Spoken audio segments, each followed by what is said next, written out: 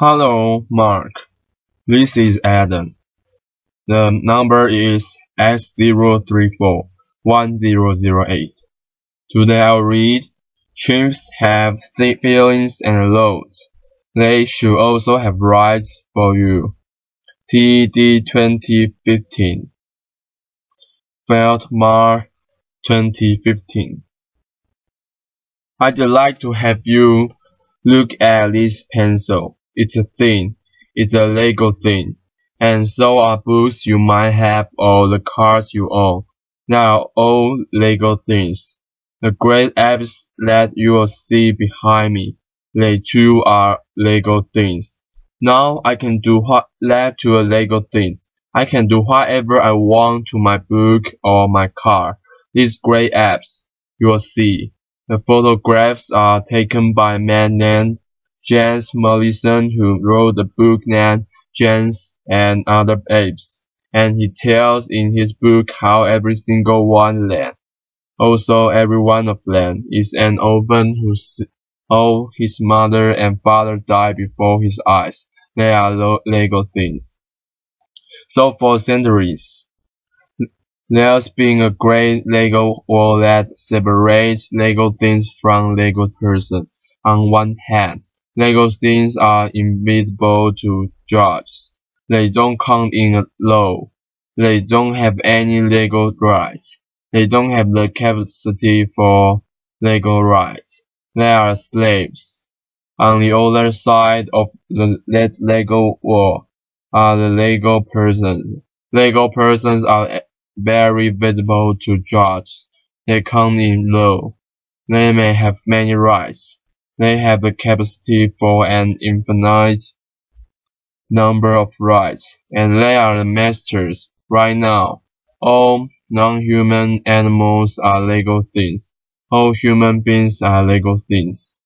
But being human and being a Lego person have never been, and is not today, synonymous with a Lego person. Humans and Lego persons are not synonymous. On the other side, there have been many human beings over the centuries who have been Lego things. Slaves were Lego things. Women, children, were sometimes Lego things.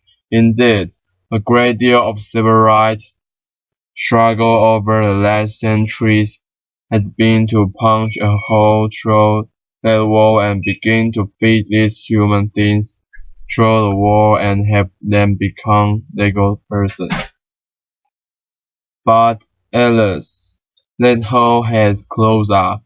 Now on the other side are Lego persons, but they've never only been limited to human beings. There are, for example, there are many Lego persons who are not even alive. In the United States, we are aware of the fact that corporations are Lego persons. In pre-independence India, a court held that a Hindu idol was a Lego person, that the Mosque was a Lego person.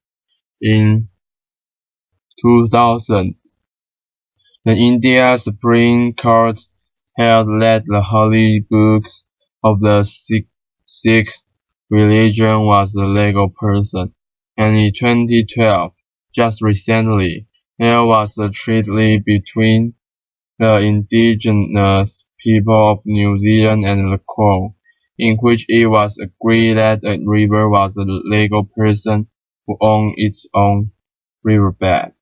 Now I read Peter Singer's book in 1980, when I had a full head of lush, brown hair, and indeed I was moved by it, because I had become a lawyer, because I want to speak for the voiceless, defend of the defenseless, and I never realized how voiceless and defenseless the billions of non-human animals are, and I began to work as an animal protection lawyer, and by 1985, I realized that I was trying to accomplish something that was literally impossible.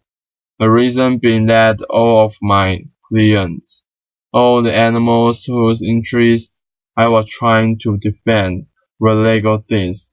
They were invisible.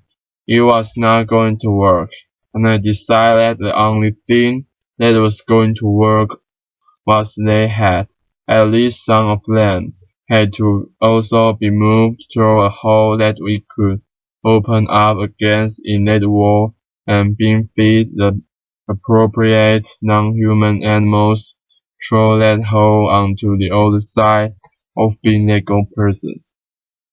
Now at that time, there was very little known about or spoken about truly animal rights, about the ideas of having legal pursuit or legal rights for a non-human animal, and I knew it was going to take a long time. And also, in 1985, I figured that it will take about 30 years before we'd be able to even begin a strategic litigation, long-term campaign in order to be able to punch another hole through that wall. It turned out that I was pessimistic, that it only took 28. So what we had to do in order to begin was not only to write law, review articles and teach classes, write books, but we had to then begin to get down to the nuts and bolts of how you litigate that kind of case.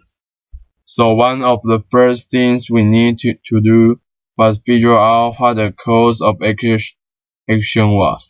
A legal cause of action. And a legal cause of action is a vehicle that lawyers use to put their argument in front of courts. It turns out there is a very interesting case that had occurred almost 250 years ago in London called Somerset v. Stewart, whereby a black slave had used the legal system and had moved from a legal thing to a legal person. I was so interested in it that I eventually wrote an entire book about it. James Somerset was an 8-year-old boy when he was kidnapped from West Africa. He survived the Middle Passage, and he was sold to a Scottish businessman named Carol Stewart in Virginia. Now, 20 years later, Stewart brought James Somerset to London, and after he got there, James decided he was going to escape, and so one of the first things he did was to get himself baptized, because he wanted to get the state of godparents, because to an 18th century slave, they knew that one of the major responsibilities of godfathers was to help you escape. And so in the fall of 1771, James Somerset has a confrontation with Carol Stewart.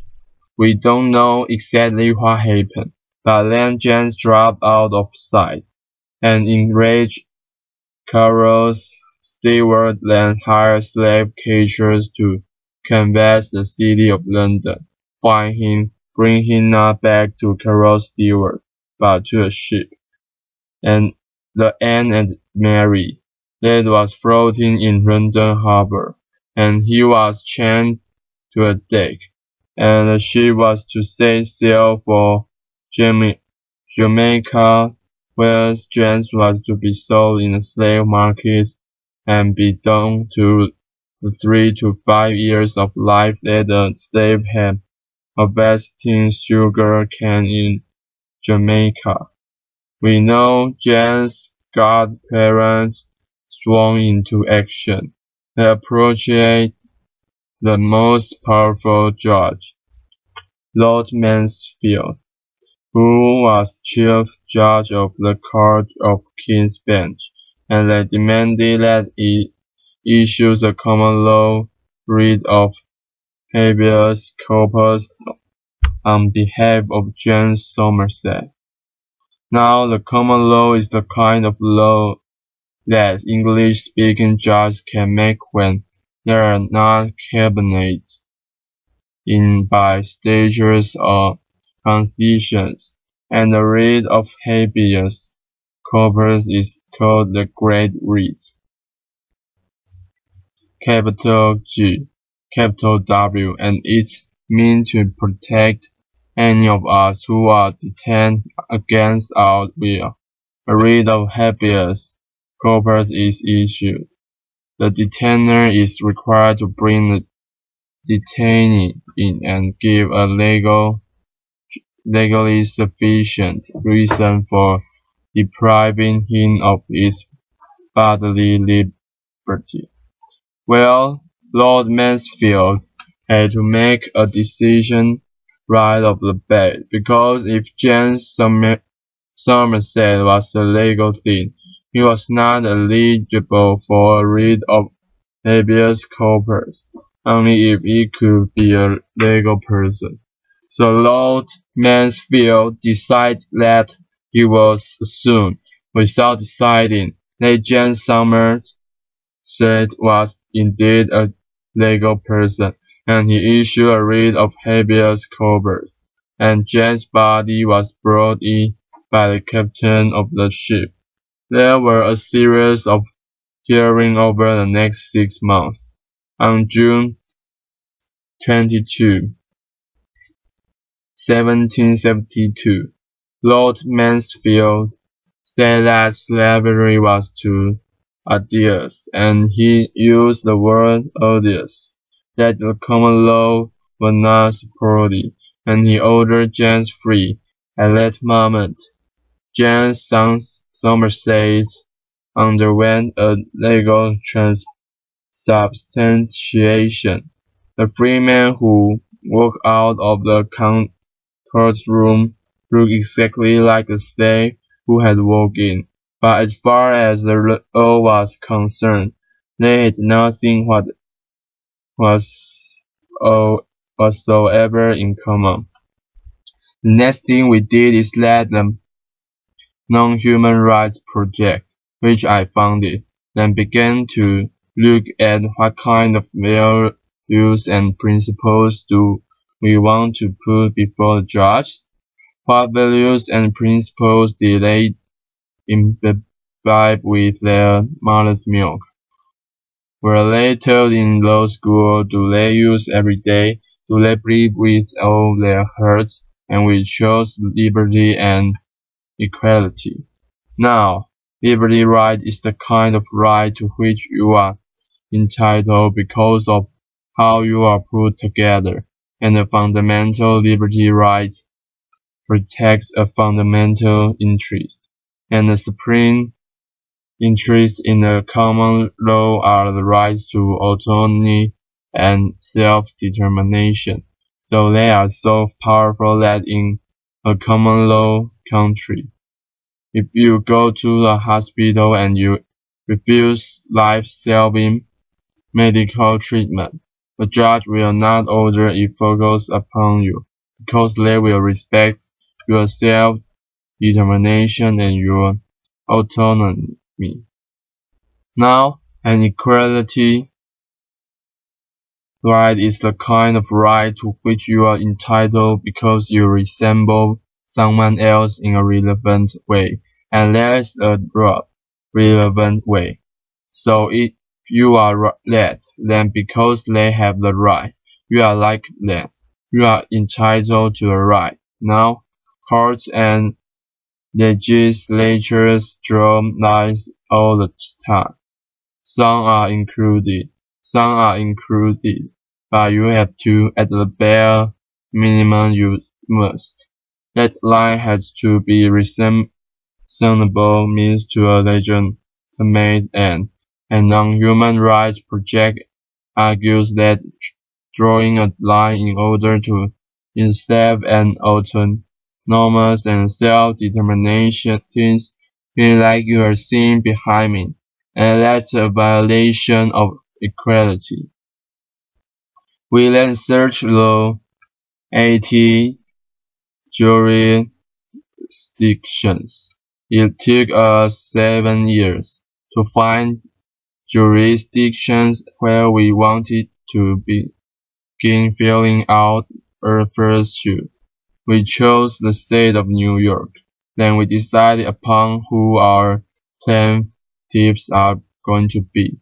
We decided upon chimpanzees, not just because Jane Goodall was on our board of directors, but because of Jane and others have studied chimpanzees intensively for decades. We know the extraordinary cognitive capabilities that they have, and they also resemble the kind that human beings have. And so we chose chimpanzees, and we began to then canvass the world to find the experts in chimpanzees cognition. We found them in Japan, Sweden, Germany, Scotland, England, and the United States. And amongst them, I wrote 100 pages of affidavits in which they set out more than 40 ways in which their complex cognitive capability, either individually or together, or adapt up to autonomy and self-determination. Now this included, for example, that they were conscious, but they are also conscious that they are conscious. They know they have a mind. They know that the others have minds. They know they are individuals, and that they can live. They understand that they lived yesterday and they will live tomorrow. They engage in mental time travel. They remember that happened yesterday. They can anticipate tomorrow, which is why it's also terrible to imprison a chimpanzee, especially alone. It's a thing that we do to our worst criminals, and we do that to chimpanzees without even thinking about it. They have some kind of moral capacity. When they play economic games with human beings, they are spontaneous, make fair offers, even when they are not required to do so. They are numerate. They understand numbers. They can do some simple math. They can engage in language, or to stay out of the language wars. They are involved in intentional and referential communication in which they pay attention to the attitudes of those with whom they are speaking. They have culture. They have a military culture, a social culture. They have a symbolic culture.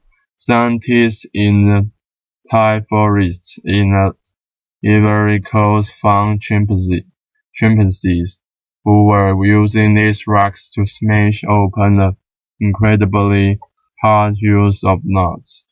It takes a long time to learn how to do that, and they excavate the area and they found that this material culture, this way of doing it, these rocks, had passed down for at least 4,300 years from 225 chimpanzee generations.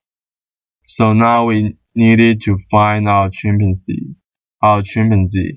First we found 2 of them in the state of New York. Both of them would die before we could even get our shoot filed. Then we found Tommy. Tommy is a chimpanzee. You see him behind me. Chimpanzee was a chimpanzee. We found him in that cage. We found him in a small room that was filled with cages in a larger warehouse structure on a used trailer lot in central New York. We found Kiko, who is partially deaf. Kiko was in the back of a cement storefront in Western Massachusetts, and we found Hercules and Leo. There are two young male chimpanzees who are being used for biomedical anatomical research at Stony Brook. We found that. And so on the last week of December 2013, the Non-Human Rights Project filed 3 suits all across the state of New York using the same common law writ of habeas corpus argument that had been used with James Somerset, and we demanded that the judge issue his common law writ of habeas corpus. We wanted the chimpanzee out, and we wanted them brought to save the chimps.